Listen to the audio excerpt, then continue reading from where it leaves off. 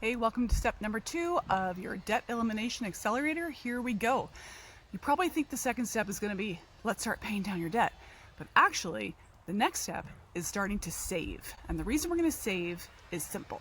It's because if we have a chunk of money already saved and set aside for emergencies, we're going to call this an emergency fund, it's going to help us not get into debt again when an emergency comes up. So the car breaks down, the boiler on the house goes kaput, or whatever medical emergency you have, the dog needs to go to the vet, whatever it is, you have a chunk of money set aside already, specifically designated for these emergencies so that you don't have to put it on your credit card.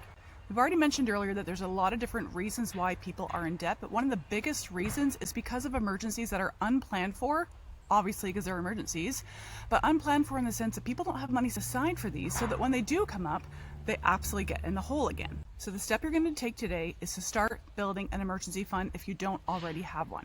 Now, what is an emergency fund exactly? It's super simple. It's just money set aside for emergencies like we said. However, how much should you even have in your emergency fund? Now, the rule of thumb is that people should have anywhere between 3 and 6 months of their entire needed budget, like all of their needs, saved in an emergency fund, so that if you lose your job or you have to go on medical leave and your employer can't pay you the full amount of your salary for whatever time you're off, you have money that you can live on until you're able to recover or until you can find another job.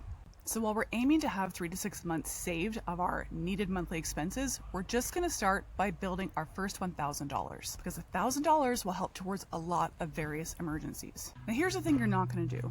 You're not going to save this emergency fund in your regular bank's savings account because that savings account is basically stealing money from you.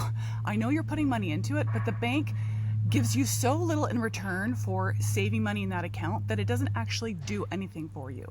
The best place to save this kind of money is in a high yield savings account. A high yield savings account is just an account that pays you more money than a traditional savings account. So a high yield savings account could pay you 3%, 4%, 5%, even 6% on every dollar that you have in your high yield savings account. So just by having money in the account, you're making money every single day.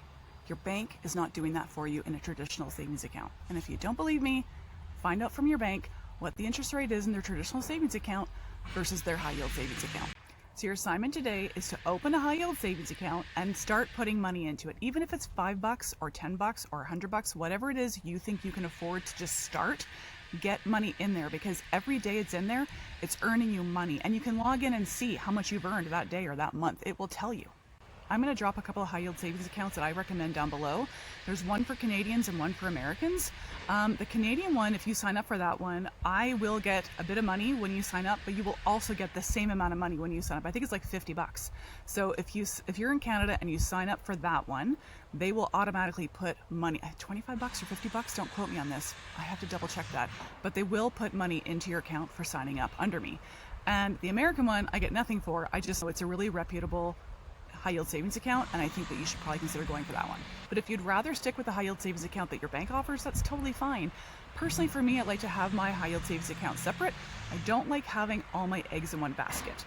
So I do have my checking account at my regular bank, but my high yield savings account is over here. Now within my high yield savings account, most of them allow you to do this.